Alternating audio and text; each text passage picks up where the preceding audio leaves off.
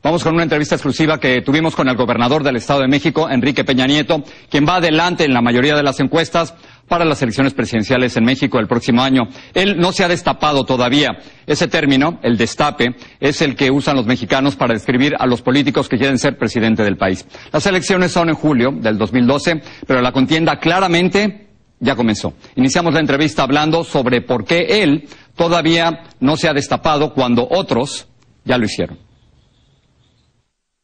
Gobernador, gracias por estar con nosotros. Jorge, mucho gusto y de veras, muchas gracias por esta invitación. Muchos dan por un hecho que el PRI va a ganar la presidencia y que usted va a ser el próximo presidente de México. ¿Es una equivocación pensar esto? Mira, yo espero que no lo sea, al contrario, yo espero que se reafirme realmente esta especulación que me parece se ha dado de manera muy anticipada. Ya desde hace varios años se viene hablando del retorno del PRI a la presidencia de la República y yo sí creo y estoy convencido de que el PRI está en una gran oportunidad de regresar a Los Pinos. Estaba viendo las encuestas, a usted lo ponen como el favorito para ganar la presidencia de México. Sin embargo, recuerdo, Felipe Calderón apareció mucho después y fue presidente de México, desde luego. Barack Obama apareció mucho después en la campaña y fue presidente de los Estados Unidos. Lo que quiero decir es que muchas veces los punteros no necesariamente llegan a la presidencia. ¿Le preocupa esto?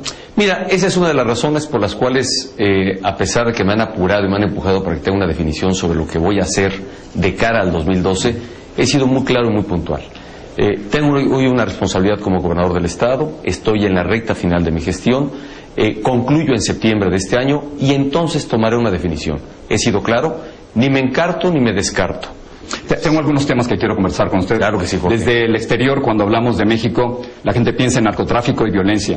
¿Hay que negociar con los narcos? ¿Se ha equivocado Felipe Calderón en la estrategia? Mira, es lamentable que la opinión que hoy se tenga de México en el mundo sea solamente por este tema, el narcotráfico y violencia. Creo que la estrategia del gobierno ha sido no suficiente e inadecuada en varios aspectos, porque no puede ser que sea de lo único que se hable de México. Creo que la estrategia, primero seguida por el gobierno federal, creo que en un primer impulso fue acertada, sobre todo de optar por enfrentar al crimen organizado de manera contundente, clara, incluso con la participación del ejército mexicano. Eso está bien lo que hizo Calderón. Eso me parece que fue acertado. Entonces, sin embargo, creo que no se ha afinado. Creo que ha faltado pasos siguientes a esta primera definición que nos permitiera afinar la estrategia, sobre todo en la prevención del combate a la inseguridad. ¿Hay que negociar con los narcos? Quizás esa es la pregunta. A ver, yo creo, porque puntualmente, México puntualmente, tiene que poner los Jorge, lo digo categóricamente, la ley no se negocia, se aplica. Y así de simple. Entonces no cabe la posibilidad, a pesar de que algunos señalen, es que algunos quieren negociar. Nadie ha señalado, nadie en su más sano juicio ha señalado que hay que negociar con los narcos. ¿Y el PRI nunca negoció con narcos antes? O sea, ¿por qué no había problemas antes? Ese ha sido un señalamiento en el ánimo de descalificar al PRI, me parece de manera conveniente para algunos. Pero estamos enfrentando un fenómeno totalmente distinto, Jorge. Lo que vivió el PRI cuando fue un partido hegemónico, cuando fue un partido en el poder, no vivíamos lo que hoy tenemos. Fue otro escenario, fue otra realidad. Hoy estamos viviendo un mundo completamente distinto. No solo México, sino el mundo entero. El clima de inseguridad, la participación de los grupos del crimen organizado, la venta de drogas, la discusión que hoy se abre en varios espacios sobre si deben legalizarse o no, eso no se vivió en el pasado. Pretender hoy descalificar al PRI por este señalamiento infundado, jamás probado, de que me parece verdaderamente aberrante, conveniente para algunos y solo en el ánimo de descalificar. Pero a ver, soy puntual, insisto, no cabe ninguna negociación con el narcotráfico o con los narcotraficantes, no cabe ningún acuerdo con el crimen organizado. La ley se aplica, punto. Muy bien, durante la primera entrevista que tuve con el gobernador Peña Nieto, en marzo del 2009, le pregunté sobre otras cosas. Le pregunté sobre las razones por las cuales había muerto su esposa, Mónica Pretelini, 2 años antes. La respuesta del gobernador ha recibido decenas de miles de visitas en la Internet. Esto es lo que ocurrió en esa entrevista. ¿Su esposa cómo murió? Yo no estuve aquí. ¿Cómo muere? Mira, bueno, pues en su momento la explicación fue algo intempestivamente. Ella llevaba 2 años de tener alguna enfermedad parecida a lo que era estos estertores, se me fue el nombre el nombre de la enfermedad puntual, epilepsia, pero no era epilepsia probablemente, pero algo parecido a la epilepsia.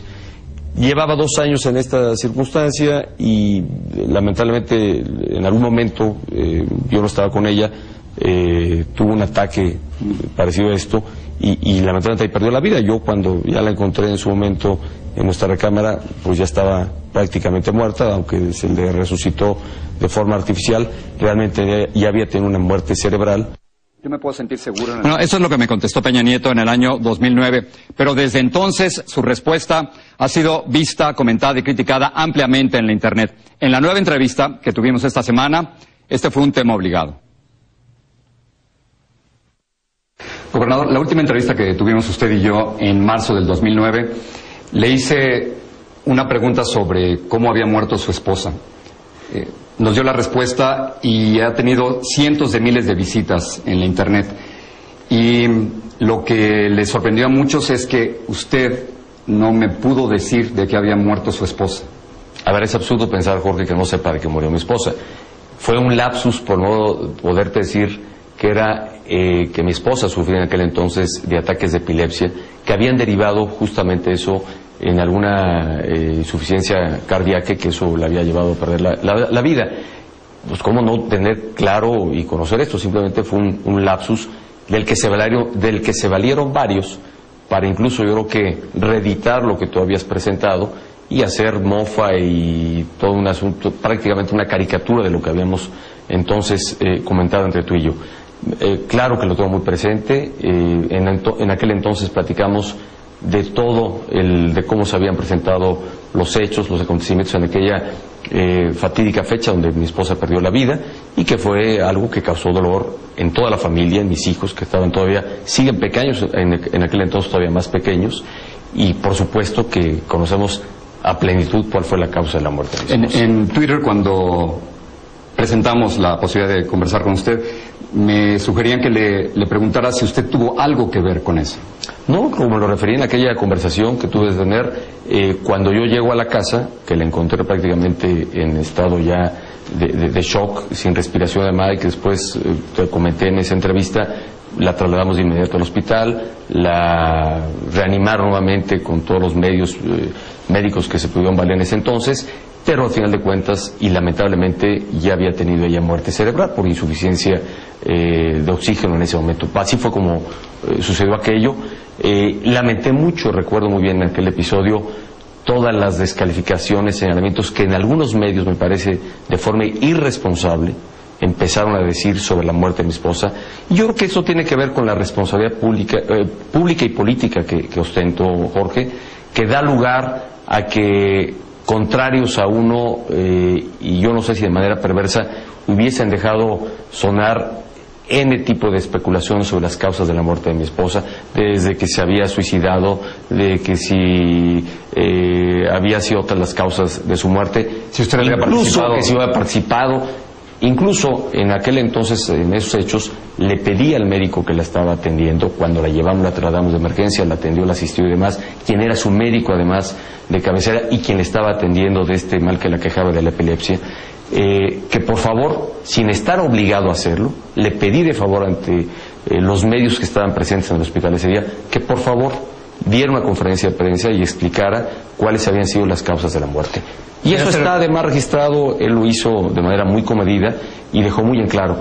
Creo que se fueron desvaneciendo todas esas tesis y sobre todo señalamientos de varios medios que, pues, quizá contrarios a tu servidor, que dedicaron páginas a hacer de la muerte de mi esposa una calumnia, a difamar las razones de todo esto, y sin importarles que estaban lastimados, al final de cuentas son una familia. Lo lamenté muchísimo, pero creo que es parte de ese riesgo en el que estás por estar metido en esta actividad. El documento del doctor, ¿usted autorizaría que se hiciera público? Por supuesto. ¿Sí? A ver, yo no tendría ningún empacho alguno, y está el médico que la atendió en su momento, hace ya casi 4 años. Por supuesto, hay todo el expediente que por supuesto tenemos y no tendría ninguna. Okay. Luego se lo pedimos. ¿Hasta dónde nos podemos meter en su vida privada?